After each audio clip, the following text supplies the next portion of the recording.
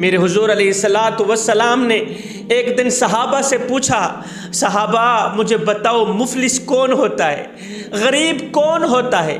صحابہ کرام نے عرض کی، حضور قربان جائیں آپ کے نام پر، جس کے پاس پیسہ نہ ہو ہم اسے مفلس کہتے ہیں، جس کے پاس دولت نہ ہو ہم اسے غریب کہتے ہیں۔ حضور جو صبح کو کھاتا ہو شام کے لیے نہ ہوتی ہو، شام کو کھاتا ہو صبح کے لیے نہ ہوتی ہو، ہم اسے مفلس کہتے ہیں، ہم ایسے شخص کو غریب کہتے ہیں۔ میرے حضور علیہ السلام نے فرمایا، نہ صحابہ نہ، میری امت کا سب سے بڑا مفلس اور غریب شخص وہ ہے جو قیامت کے دن احد پہاڑ جتنی نیکیاں لے کر آئے گا۔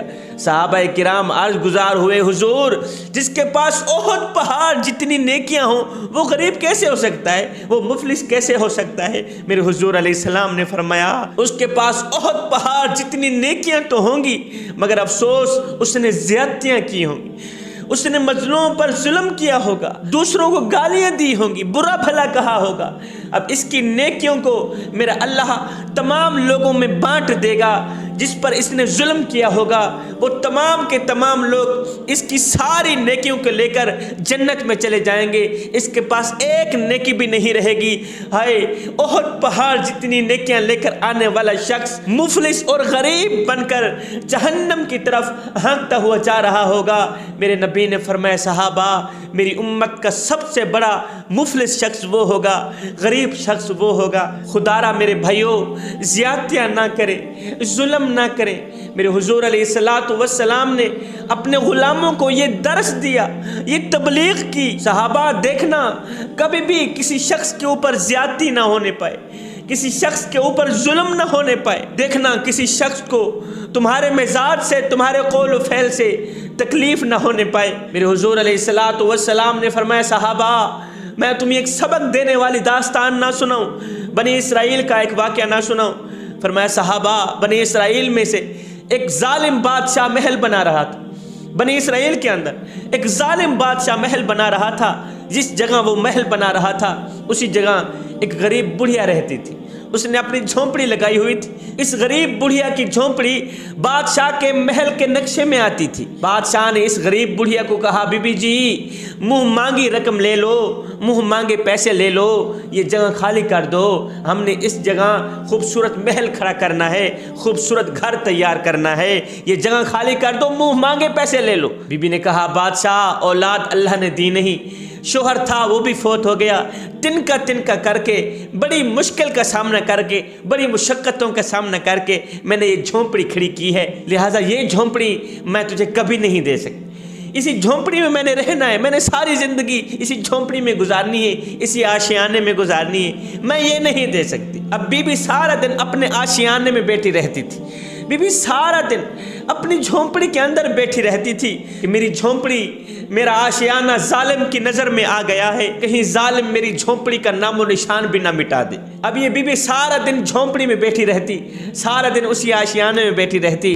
ادھر سے بادشاہ نے بھی 2-4 سپاہی لگا دیے کہ جب یہ بڑھیا گھر سے نکلے تو اس کی جھونپڑی کو ختم کر دینا۔ ایک دن یہ بڑھیا گھر سے نکلی، 2 گھنٹے بعد واپس آئی تو مکان گر گیا تھا، جھونپڑی کا نام و نشان بھی نہیں رہا تھا۔ جھونپڑی والی جگہ پہ بادشاہ کے محل کی دیوار کھڑی ہو گئی تھی۔ جب اس بڑھیا نے یہ منظر دیکھا تو بڑھیا کے منہ سے ایک جملہ نکلا۔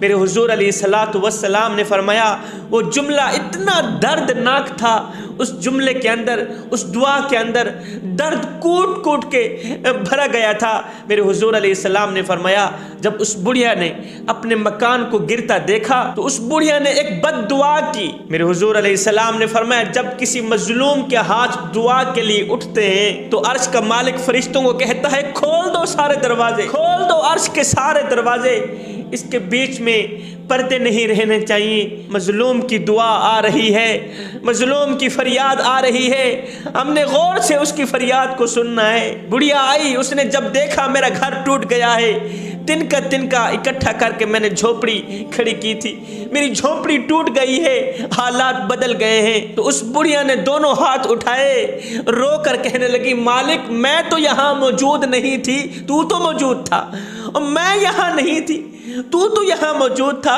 میں تیرے سپرد اپنی جھوپڑی کر کے گئی تھی، تو نے میری جھوپڑی کو کیوں گرنے دیا؟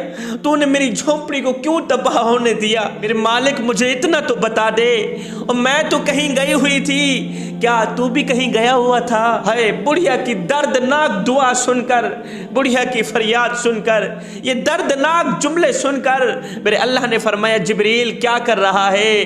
مولا جبریل تو تیری تسبیح بیان کر رہا ہے۔ میرے اللہ نے فرمایا جبریل جا ساری بستی الٹ دے، ساری بستی اس طرح الٹ کہ بستی کا نام و نشان بھی باقی نہ رہے۔ جبریل نیچے اترے، ساری بستی کو ملیا میٹ کر کے رکھ دیا، بادشاہ ختم ہو گیا، اس کا محل ختم ہو گیا، اس کا نام و نشان بھی باقی نہ رہا۔ جوانو خدا را کسی سے زیادتی نہ کرنا، کسی مظلوم پر ظلم نہ کرنا۔ یہ جو ہم کسی کو تکلیف دیتے ہیں نا، یہ تکلیف گھومتی ہوئی پھر پھراتی ہوئی ہم تو دوسروں کو دے رہے ہوتے ہیں، یہ تکلیف گھومتی ہوئی پھر پھراتی ہوئی آخر کار اس بندے تک آن ہی پہنچتی ہے جہاں سے یہ تکلیف گئی تھی۔ وہ ایک سردار تھا، اس نے غلام کے منہ پر تھپڑ رسید کر دیا۔ جیسے غلام کو تھپڑ لگا وہ بھی غصے سے آگ بگولا ہو گئے۔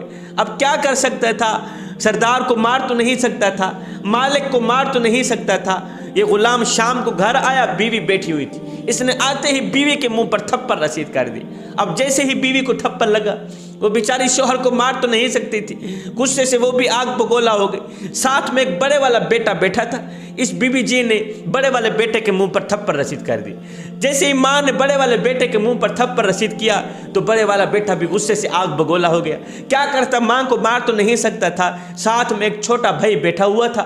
میں بتاتا چلوں، غصہ اس سلگتی ہوئی تیلی کی مانند ہے جو دوسروں کو جلانے سے پہلے خود جل کر راکھ ہو جاتی ہے۔ بڑے والے بیٹے نے چھوٹے بھائی کے منہ پر تھپڑ رسید کر دیا۔ اب جیسے ہی چھوٹے بھائی کو تھپڑ لگا وہ بھی غصے سے آگ بگولا ہو گیا، مگر کیا کرتا؟ بڑے بھائی کو مار تو نہیں سکتا تھا، ساتھ میں ہی ایک چھوٹا کتا بیٹھا ہوا تھا، دروازے کے ساتھ رکھوالی کرنے والا کتا بیٹھا ہوا تھا۔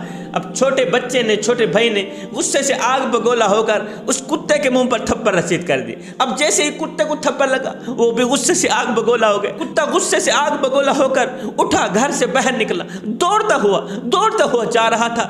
دوڑتے دوڑتے آگے ایک شخص آ رہا تھا، اس کتے نے غصے میں آگ بگولا ہو کر اس آنے والے شخص کے پاؤں کو کاٹ دیا۔ پتہ ہے یہ شخص کون تھا؟ یہ وہی شخص تھا جس نے غلام کو مارا تھا، یہ وہی شخص تھا جس نے غلام کو تکلیف دی تھی، یہ وہی شخص تھا جس نے غلام کو درد دیا تھا۔ کسی کو دکھ نہ دینا، کسی کو تکلیف نہ دینا۔